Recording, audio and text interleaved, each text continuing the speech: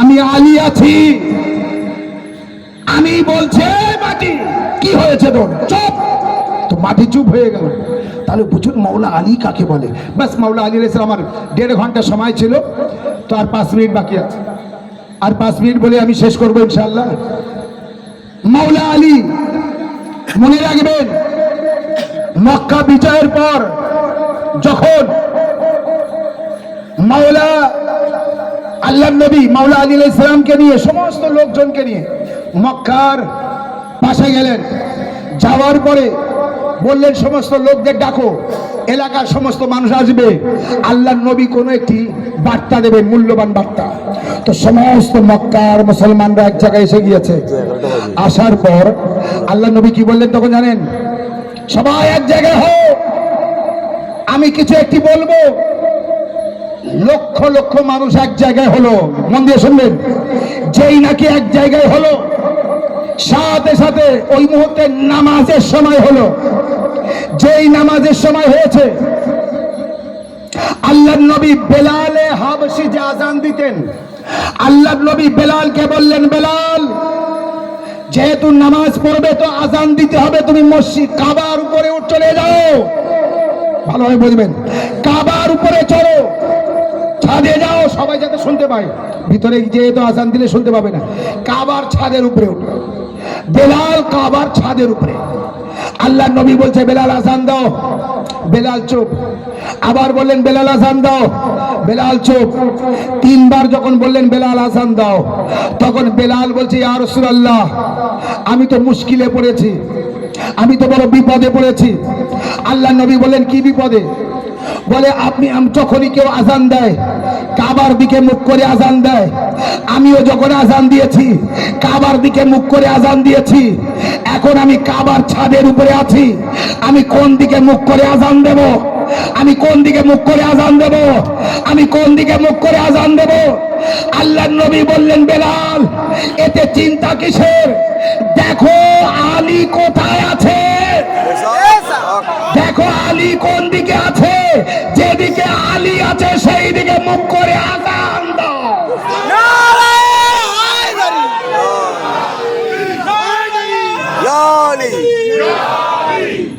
দেখো আলী কোন দিকে, যেদিকে আলী আছে সেই দিকে মুখ করে আযান দাও। কারণ আল্লাহর নবীর একটা হাদিস আছে, ইয়া আলী মিসলুকা কা মিসলুল কাবা, আলী তোমার উদাহরণ কাবা শরীফের মতো। আলোচনা করলে এইভাবে পর্ব লম্বা হয়ে যাবে, আমি আর অত আলোচনা লম্বা করছি না, বাস এতটুকু। মাওলা আলীর উদাহরণ কাবা শরীফের মতো। এবার কাবা শরীফ যেমন যেমন যা আছে সব মাওলা আলীর মধ্যে তেমন তেমন তাই আছে।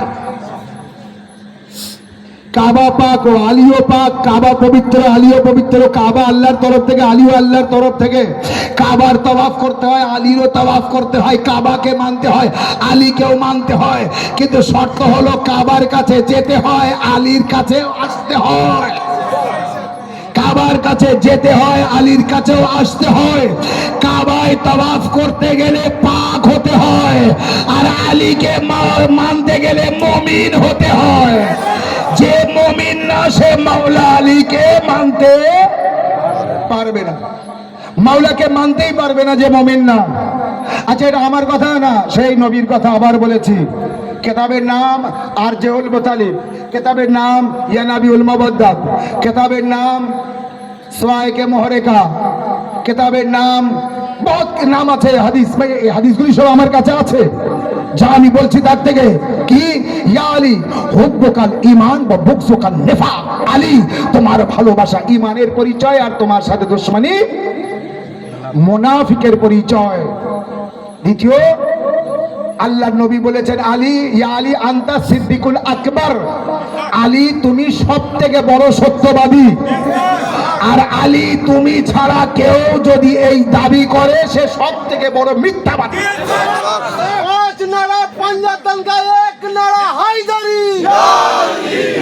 সব থেকে বড় মিথ্যাবাদী আলী, তুমি সব থেকে বড় সত্যবাদী, আর তুমি ছাড়া যে কেউ এই দাবি করবে সে সব থেকে বড় ঠিক। দ্বিতীয়, হালাল ও হারামের পার্থক্য করনে ওয়ালাকে বলা হয় ফারুক। আর এই ফারুক হলো মাওলা আলী। কারণ আল্লাহর নবী বলেছেন কি, আলী মাল হক ওয়াল হক মাল আলী, আলী হকের সাথে হক আলীর সাথে। আল্লাহ নবী বললেন, সাহাবাই কেরাম জিজ্ঞাসা করেছিলেন, হুজুর আপনি যখন বলেছেন কি আমার পরে বিভিন্ন দলে বিভক্ত হয়ে যাবে মানুষ, তো আমরা কোন দলে যাব? আল্লাহ নবী তখন সাহাবাই কেরামদের বললেন, সাহাবারা তোমরা চিন্তা করবে না, আমার পরে উম্মতি যদি বিভিন্ন দলে বিভক্ত হয়ে যায়, ভাগ হয়ে যায়, আলাদা হয়ে যায়, সেটা তার ব্যাপার, যদি যায় তো যেতে পারে, কিন্তু সব সহি না, একটা সহি আর সব বাতিল, একটা সহি আর সব বাতিল, একটা সহি আর সব বাতিল। কিন্তু বলে হুজুর তাহলে আমরা কোন দিকে যাব? ওই সময় আল্লাহ নবী বললেন, দেখবে আলী যেদিকে যাবে তোমরা সেই দিকে যাবে, আলী যেখানে তোমরা সেখানে থাকবে, আলী যেদিকে যাবে তোমরাও সেই দিকে যাবে। যেখানে আলী নেই সেখানে তুমি নেই, যেখানে আলী নেই সেখানে হক নেই, যেখানে আলী নেই সেখানে সত্য নেই, যেখানে আলী নেই সেখানে দিন নেই, যেখানে আলী সেখানে খোদা, যেখানে আলী সেখানে নবী, যেখানে আলী সেখানে কোরআন, যেখানে আলী সেখানে কাবা, যেখানে আলী সেখানে ইসলাম। এই কারণে 1400 বছর আগের আলীকেও মেনেছি, আর সারা দুনিয়ার মধ্যে যেখানে যেখানে আলীর আওলাদ গিয়েছে সে আলীর মতো কাজ দেখিয়েছে, তারপরে মানুষ তাকে মেনেছে। অত সহজে মানুষ মানেনি। এই কারণে যদি কাদের শাহ মাওলা হোক, আফতাব শাহ মাওলা হোক, যে পীর হোক, তিনি আওলাদে রসুল হওয়ার কারণে, আওলাদে হাসান ও হুসাইন হওয়ার কারণে সেই রাস্তা দেখিয়েছে মাননেওয়ালাদের, সেই পথ দেখিয়েছে মাননেওয়ালাদের। তারপরেই তো মাননেওয়ালারা দূর দূরান্ত থেকে পাগলের মতো হয়ে এসে তার স্মরণে এবং তার শ্রদ্ধার সম্মানে, মহব্বত ও ভালোবাসায় মানুষ এক জায়গায় হচ্ছে। এই জামানার মানুষও তো পাগল না যে যাকে তাকে ভালোবাসবে। ভালোবাসার জন্যে কিছু আলামত দরকার আছে, কিছু চিহ্ন দরকার আছে। এটা তো আপনি দেখাতে পারবেন না।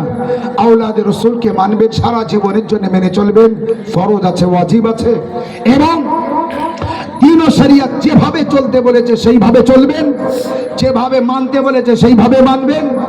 আমার দোয়া থাকলো, অবশ্যই আমি দোয়া করি আপনাদের জন্য, আমার মা ও বোনেদের জন্য, এবং প্রতি বছর আপনারা যে জলসা বা উরুস পাক করবেন, মজলিস করেন, মাতম করেন, আইমা শরীফেও আমি গিয়েছি, এখানেও এসেছি, সারদাতেও এসেছি, খাজুরটিতে এসেছি, বহু আগে থেকে আসছি, বাগনানে আসি, আমি শীতলপুরে আসি, মহাদেবপুরে আসি।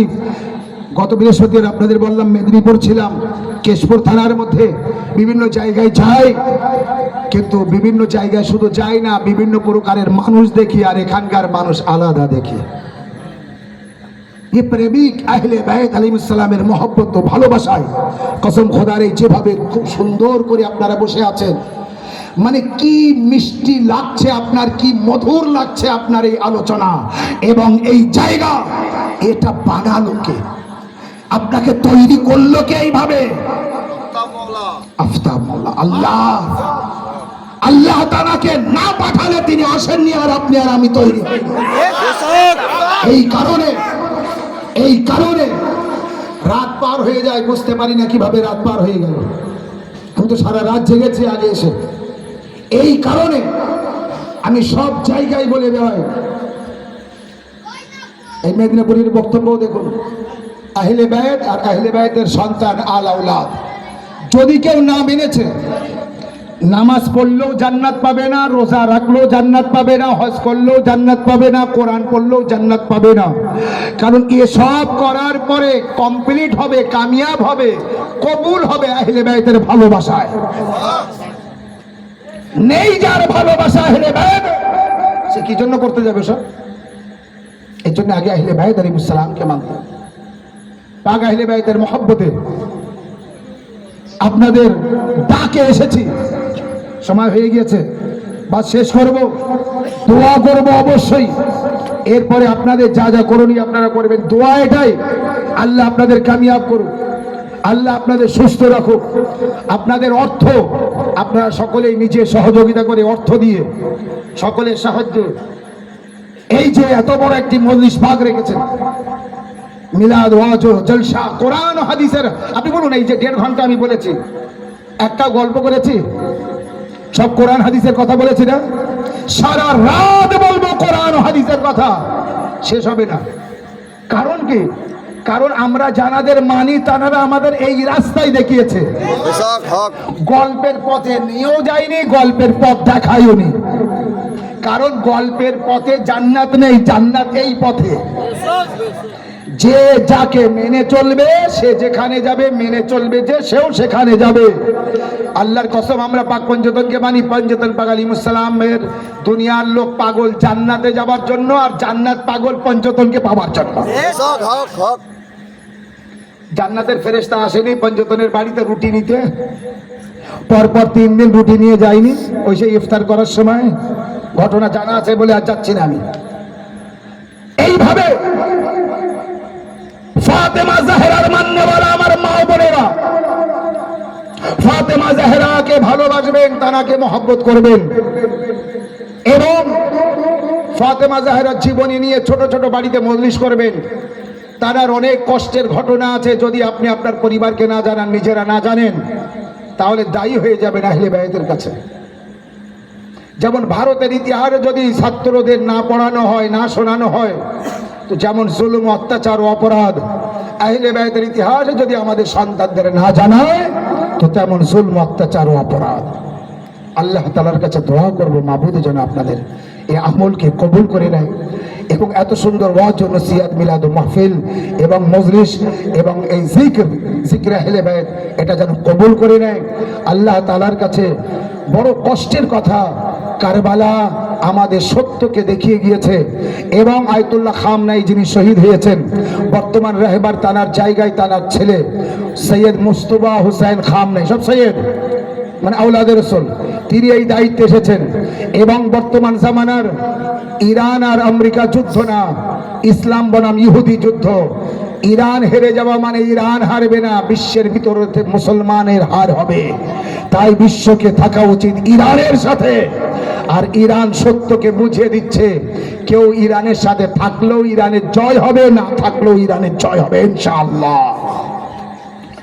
ইরানের জয় হবে না? হবে না? হবে। ইরানের জয় হবে, কারণ তারা আল্লাহর প্রতি বিশ্বাস রাখে আর নবী ওয়ালে নবীকে মেনে চলে। এই জন্যে কোন কারুর গোলামি করে না, কারুর পাচাটা কুত্তা হয়েও জীবনযাপন করতে চায় না। কারণ বুঝিয়েছে আমরা শের, শেরের মাননেওয়ালা, আলীর মাননেওয়ালা, হুসেনের মাননেওয়ালা, ময়দানে দাঁড়িয়ে যুদ্ধ করনেওয়ালা, ময়দান ছেড়ে পালানেওয়ালা না। আল্লাহ কবুল করুক আপনাদের এই আমানতকে, আপনাদের এই আমলকে, আপনাদের এই অর্থকে, এবং আজকের দিনের যে উদ্দেশ্যে জলসা বা মজলিস, সেটাকেও কবুল করুক। কারবালা অবশ্যই স্মরণ থাকবে। আজ আর মোসাহেব পড়লাম না কারবালার, বাস এতটুকু, সত্যের উপরে আমরা আছি, সত্যের জয় আছে। আর আমরা আহলে বায়তকে মেনে চলি। আহলে বায়ত অবশ্যই তাদের আসল ঠিকানা জান্নাত, তাদের পিছন পিছন হাসরের ময়দানে আমরাও যাব জান্নাতে। ওয়া আখিরু দাওয়ানা আলহামদুলিল্লাহি রাব্বিল আলামিন। আবারও বলছি, মা বোনেদেরকে আল্লাহ ভালো রাখবে, সুস্থ রাখবে, আমার ভাইদের ভালো রাখবে, সুস্থ রাখবে, এবং সকলের অর্থকে পাক পঞ্চতনের ওসিলায় আমি দোহাই দিয়ে বলছি, আল্লাহর দরবারে কবুল হবে। আল্লাহ অবশ্যই কবুল করবে। আপনারা বেশি থেকে বেশি এইভাবে অর্থ দিয়ে জায়গাকে আরো ভালো থেকে ভালো করুন, এই প্রোগ্রামকে আরো বড় থেকে বড় করে করুন, এবং পাক পঞ্চতনের জিকির যত করবেন, আল্লাহর কসম করে বলছে, আপনার ঈমান তত তাজা হবে, ঈমান তত তাজা হবে। ঈমানকে তাজা রাখতে গিয়ে পঞ্চতন পাক আলাইহিস সালামের জিকির করতে হবে। ওয়া আখিরু দাওয়ানা আলহামদুলিল্লাহি রাব্বিল আলামিন। দরুদ শরীফ।